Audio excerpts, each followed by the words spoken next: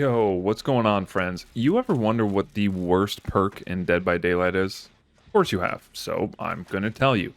And no, it's not Calm Spirit or Self-Care. It's a perk you may have never even heard of from a survivor you seldom see. Honestly, one of the most hated survivors for some reason. I have no idea why. That survivor being Ash or Ashley Williams. Now, one of his perks actually used to be extremely busted. That was Medal of Man. When it first came out in the game, all you had to do was take 3 normal M1 basic attacks and you got a free health state. It was bonkers. But the worst perk is not Medal of Man. It's not Flip Flop. It's the middle child. It's Buckle Up. Yeah, I know. It's a perk in DBD. Like I said, you may not have heard of it. This is what it does. You can determine the recovery progress of a dying survivor by the intensity of their aura at a distance of 48 meters away. When healing another survivor from the dying state to the injured state, the killer's aura is revealed to both of you for 6, 8, 10 seconds. So essentially 10 seconds at tier 3. Wow. What a great perk, right? It's honestly garbage. What's hilarious is this is technically a buffed version. Back when it came out, you could see the killer's aura for 6 seconds.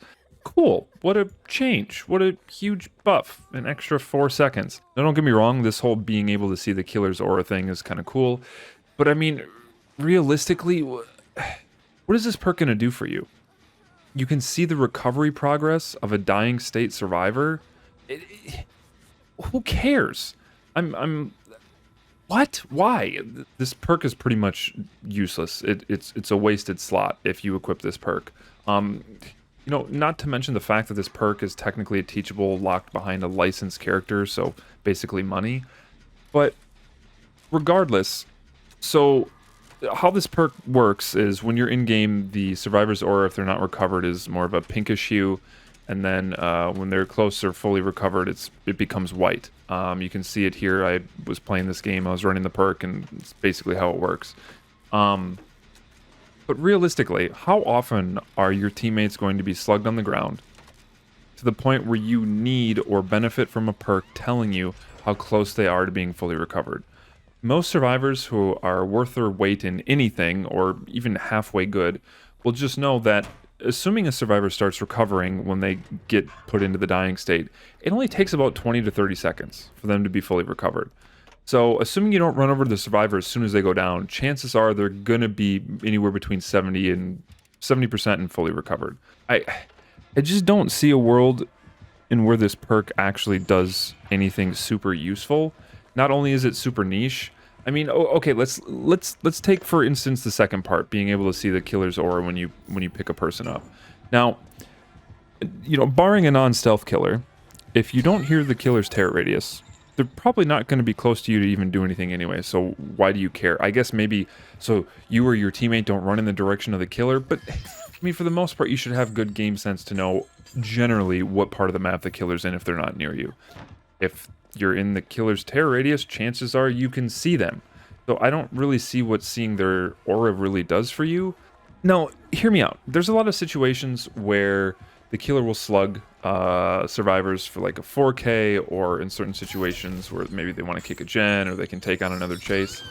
But I mean, if they're going to slug and run away from the survivor, again, you just wait and you go and pick them up. Now, obviously, if they're just sitting there not recovering, they're kind of throwing.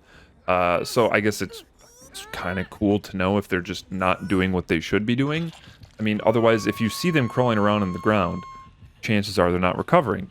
Because if they were crawling around and they were recovering, they'd be crawling faster with the perk tenacity. So you'd pretty much be able to tell based on the speed if they're probably recovering. So if the survivor's doing their job and recovering, again, you just wait after they've been put into the dying state for about like 20 seconds or so. And you know they're fully recovered. Yeah, I just can't comprehend this perk even being good. Ironically, it is the current it's the current perk in the shrine. It's one of the current survivor teachables in the shrine that Behavior just put out. I planned on making this video for a few days now, and lo and behold, it is the current perk in the shrine. Do not buy this. Do not get this. It is garbage. It is terrible. If you don't have Infectious Fright, go for that. That's a good perk. Granted, it's a killer perk. This is probably the worst perk in the game between Survivor and Killer. Just don't go for it. It's completely useless. Um, However, if we were to, let's say, buff the perk and change the perk, like when apparently it was quote unquote buffed, maybe a year ago or whatever. If we were to make changes to this perk, I have a couple ideas in which this perk could actually become useful and actually maybe pretty good. You could leave all these effects on it. I don't really care. I guess the key piece is probably being able to see the survivor's intensity of their recovery status. Sure, keep that. I don't really care about the second piece. What if this perk also allowed other survivors who are in the dying state to pick themselves up if you were within 48 meters? Okay? I don't know. Maybe it's just me, but I think this perk kind of fits more thematically if you made this change, where the survivor, if you're close enough and they're fully recovered, could just pick themselves up, kind of like you're encouraging them, right? Or you could do it vice versa, where if a survivor is close enough to you and you're fully recovered, you can pick yourself up. And maybe other survivors saw your aura instead, the intensity of your aura if you were running the perk. So then they know, hey, this survivor has buckle up. If I get close enough to them and they're fully recovered, when their aura is white, they can pick themselves up. This would have a huge change in how killers have to play sort of endgame scenarios. Because right now, a lot of times, killers, if, the gens are almost done or just whenever, sometimes might slug the last survivors, minus the one remaining standing survivor, in hopes of just ending the game. They run around looking for the last survivor that's running around. They slug 1, 2, 3 people, however many are remaining in the trial, until they find the last survivor. Now, oftentimes the killers will stay close enough to the survivors in the dying state, so that way if the survivor that's still alive tries to come over and help, they pretty much chase them and end the game, right? Or if they pick them up, the killer slaps that same survivor to the ground. Now, this perk would allow survivors to kind of sit nearby, and the survivor that's in the dying state could just pick themselves up. Whether, they make this perk where survivors can pick themselves up if you're running it, or you can pick yourself up if you're running it, as long as, a healthy survivor or an injured survivor is within 48 meters when you're fully recovered. That would be a cool change. I think the perk would actually be used. Now, another change they could make to this perk, completely different. Granted, this is kind of corny. It's gonna change animations, and it's gonna be really weird, and they'd have to basically add something fundamentally different to the game. But this is something that has been proposed as a different perk. What if you could carry other survivors around with you? So, let's say a survivor's put into the dying state. You could either drag or throw a survivor on your shoulder and run away with them. Maybe at like a slightly reduced running speed, or you could drag a survivor away from where they are and help them recover at the same time. Or they could recover on your shoulder as you're running away with them. So that way, if a killer leaves a survivor for too long, you can actually help them in a different way as opposed to just healing them in a fixed position. Now, obviously, this would be kind of weird because you're carrying around and dragging a survivor. So again, you have to have animation changes to the game. But I don't know. I think it might be a really cool change, something that's really, I think, needed for sort of an addition to altruistic actions. But yeah, those are, I guess, two suggestions to kind of actually buff this perk. I just don't see it being usable right now.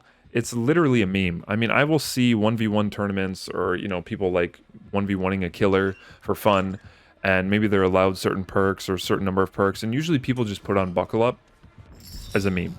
It's literally a joke, as it always has been. So yeah, in my opinion, worst perk in the game, bar none, buckle up. It really needs some love. It needs... And if you buffed it in one of the ways that I suggested, it would actually shake up the meta. It would actually change dramatically, how killers have to play around slugs. I don't know. I think if they changed this perk in the first way that I suggested, it would really shake up the game. It would change the meta a little bit. It kind of encourage survivors to play a little bit more altruistically, but also kind of let them play a little bit more smart and not just run in, start healing the survivor if the killer's nearby. And it kind of forced the killer to think a little bit too. I don't know, let me know what you think down in the comments, if you think this is one of the worst perks, the worst perk, or if there's something out there that's, I guess, even worse than this, maybe from the killer side. If you want me to talk about some other perks, maybe the strongest perk in the game, from my opinion, let me know down in the comments. I love you all. Thank you for watching. Peace out. I feel like I'm losing my mind. Is everybody in the world blind? Please, Lord, give me a sign, a sign. That's it, the end of the song. Next time you'll sing along. Trust me, there's nothing wrong.